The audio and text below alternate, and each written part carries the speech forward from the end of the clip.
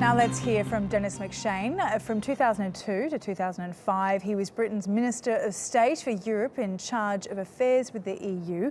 Denis, thank you for your time. Now, you heard the comments there saying that there's too much power in Brussels and, of course, the major concern in terms of the economy. What do you say to that? It will be very bad news for Turkey, for example, if Britain, Turkey's biggest friend in the EU, were to remove itself. The European Union budget's 1% of Europe's gross national product. That's the absolute maximum, of which 85% is returned to member states. All the subsidies for our farmers, for example. It's true, we send money to Europe and then money comes back and a little bit left over helps poorer countries to grow and develop, which I think is a good idea. But to isolate ourselves from the world's single biggest market of 500 million middle-class consumers is frankly bonkers. To say to the 2 million Brits who live in Europe without let or hindrance, they can travel without visas, work permits, the dream of every Turk, of people all over the world.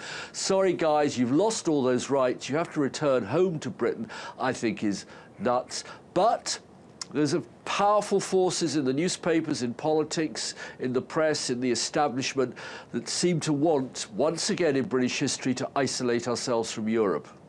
And the pro-Brexit side maintains that Britain has much to lose from the scale of European migration into the country. Do you think that they have a point here?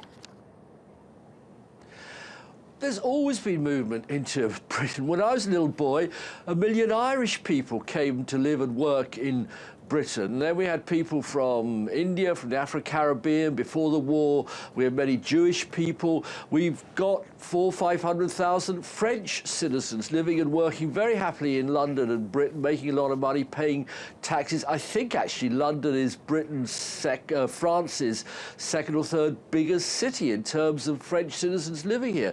That's Britain. It's like America. It's like Australia. It's like Canada.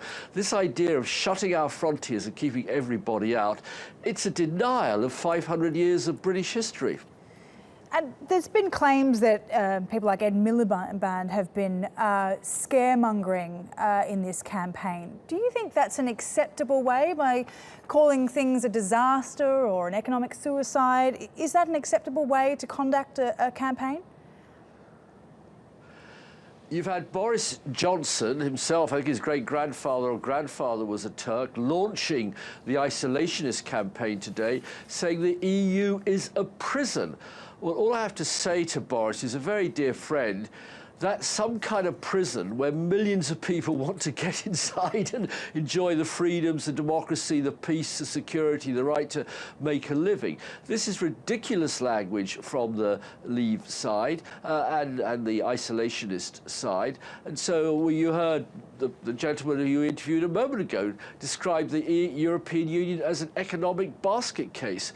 Well, economic growth in Ireland, which uses the euro at 7%, is now higher than in China, which has gone down to 6.7%. You can keep exchanging all the arguments, but surely everybody in Turkey and all of Turkey's friends around the world knows so many Turks living in Germany, so much Turkish business in Europe, so many great flights and Turkish airlines.